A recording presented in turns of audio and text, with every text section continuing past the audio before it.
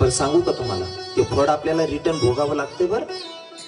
हो, एक खाटकी हातात सुरी घेऊन बकरीकडे जात होता कापण्यासाठी. त्या बकरीनं त्या खाटकी दादाकडे बघितलं, हातात सुरी बघितली आणि बकरी हसायला लागली. खाटकी दादा म्हणतो, अगं बकरी, मा हातात सुरी आहे, मी तुला मारण्यासाठी येतोय. मी तुला मारण्यासाठी येतोय आणि तू हसते, तुला मरण्याचा डर नाही का ग? तुझा जीव नाही का घाबरत? त्या बकरीनं सांगितलं, जीव तर घाबरतोय, मला माहिती आहे मी मरणार आहे, तू मला कापण्यासाठीच येतोय हत्यार घेऊन, नाही का? मग तू हसते कशासाठी? मला हसायला एवढ्यासाठी येतंय रे राजा.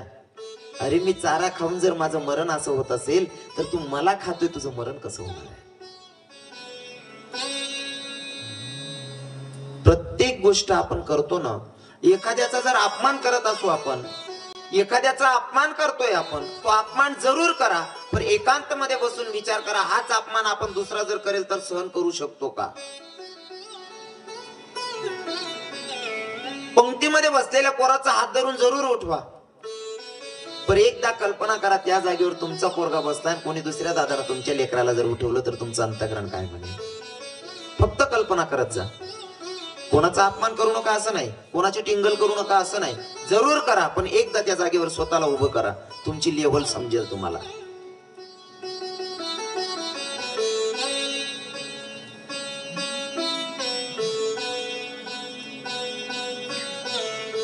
बलिराजाच्या यज्ञामध्ये साधू महात्मा येऊन उभे येतात. साधू महात्मा उभे येतात. बलिराजानं सांगितलं, बाबा भिक्षा मागण्यासाठी तुम्ही आलात ना, तर काय देऊ, मागा ना, काय मागायचं ते. बलिराजाकडे काही कमी नव्हती, मागितलं तेवढं दान द्यायला तयार होता. आणि परीक्षा सुद्धा साधू महात्मा घेतात, भगवंत घेतात. आपल्याला जर कळलं ना, आमचा घरात बसल्या बसल्या विषय चालत राहतो. माझ्यासोबत आलेले आमचे मिलिंद दादा असतील, निरंजन भैया, आमचे मनू दादा आणि आमचे सुनील भाऊ, आम्ही बसलो होतो, जेवताना चर्चा चालू होती. दुसऱ्याचं तितकंच वाईट विचार करायचं जितकं दुःख आपण सहन करू शकतो. दुसऱ्याला तेवढंच दुःख द्या जेवढी तुमची कॅपॅसिटी स्वतःची सहन करायची. दुःख देणं सोपं आहे, अजून सांगू का, दुःख देणं सोपं आहे. तुम्ही प्रसंगाला त्या माणसाचा अपमान करू शकता, त्याची इज्जत घेऊ शकता बोलून, पण तो तर सहन करून चालला जाईल, तो सहन करून चालला जाईल, पण रिटर्न जेव्हा आपल्यावर प्रसंग येतो ना भोगायचा, नाही सहन होत. दर्याखोऱ्यांमध्ये उभे राहा, दर्याखोऱ्यांमध्ये उभे राहा. तुम्ही दर्याखोऱ्यांमध्ये आवाज द्या राम, तर दर्याखोऱ्यातनं 4 धाव तुम्हाला ऐकायला भेटतं, राम राम राम राम. त्या दर्याखोऱ्यांना तुम्ही आवाज द्या मूर्ख, तुम्ही एकदा म्हणता, त्या दर्याखोऱ्या तुम्हाला 4दा मूर्ख म्हणतात. दादा दुसऱ्याकडे एक बोट दाखवला, बोटाकडे लक्ष देत आहे, तेव्हा फिरून हाताकडे बघा ना, 3 बोट न कळतच तुमच्याकडे येत आहे.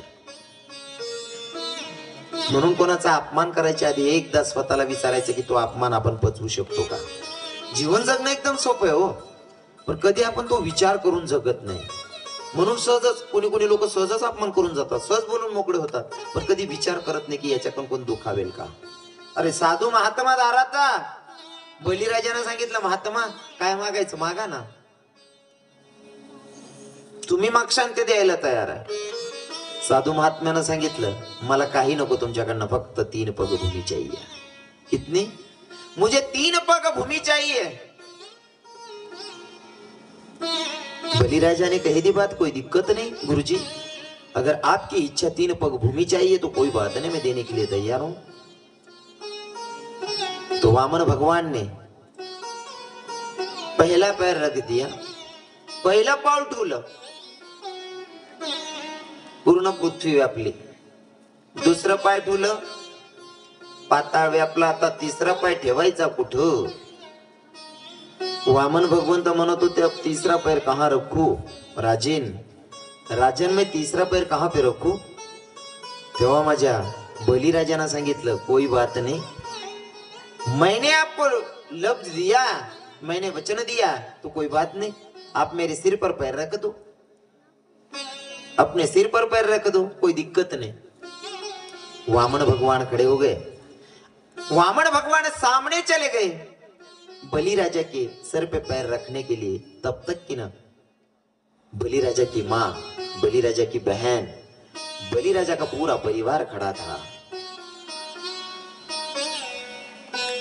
सुनो, बलिराजाच्या माईनं एवढ्या क्रोधभरे नजरेनं बघितलं ना वामन भगवंताकडे, वामन भगवंत थरथर कापत होता। का का थरथरला? का घाबरला? अरे बलिराजाची माया, ही बलिराजाची माया ही एवढ्या रागात मायाकडे बघते। हा, कदाचित या बाईने जर काही श्राप दिला ना तुम्हाला भोगावं लागल। का? कारण ती साधारण व्यक्तीची माय नाहीये, ती बलिराजाची माय आहे। कोण बलिराजा? अरे तो एक दाता आहे, एक शूर आहे, एक वीर आहे, आणि त्याची माय आपल्या समोर आहे। आणि तिच्या पोराच्या डोक्यावर जर आपण पाय दिला तरी आपल्याला काही श्राप देऊ शकते, आणि तिचा श्राप खराही ठरू शकतो। जगाचा मालक घाबरत होता बर का बलिराजाच्या मायला, पण त्या मायनं तसा पोरगा जन्माला घातला होता, तसा मुलगा जन्माला घातला होता। म्हणून त्या मायचा स्वाभिमान ऐका ना काय सांगते। वामन भगवंताकडे बघितलं आणि वामन भगवंतानं सुद्धा बलिराजाच्या मायकडे बघितलं। वामन भगवंत थरथर कापत होते। बलिराजाच्या माईनं सांगितलं, देवा, साधू बाबा, एवढं घाबरता कशासाठी? घाबरण्याचं काय कारण आहे? तुम्हाला काय वाटतं तुम्ही माझ्या पोराच्या डोक्यावर पाय देणार आहेत, मी तुम्हाला श्राप देईल, बद्दुआ देईल? अजिबात नाही। मी तुम्हाला इथं श्राप द्यायला आलेली नाही, मी तुम्हाला इथं बद्दुआ द्यायला आलेली नाही। इथं मी तुम्हाला माझा स्वाभिमान आणि माझा गौरव सांगण्यासाठी आलेली या। भगवंता, साधू बाबा, मी तुम्हाला इथं श्राप देणार नाही, इथं मी माझा गौरव, माझा स्वाभिमान सांगण्यासाठी आलेली या। आणि बलिराजाची माय काय सांगते स्वाभिमान ऐका ना। हा, बलिराजाची माय सांगते, अरे बली हुई सती नहीं गई विरोचन के साथ, बली हुई सती नहीं गई विरोचन के साथ, ऐसा पुत्र पैदा किया जो प्रभु पसारे हाथ। माझा स्वाभिमान सांगते। काय स्वाभिमान? अरे मी अशा पोराला जन्माला घातलंय, तू जगाचा मालक माझ्या लेकराच्या दारात भिकारी बनून उभा आहे, अशा पोराला मी जन्माला घातलंय।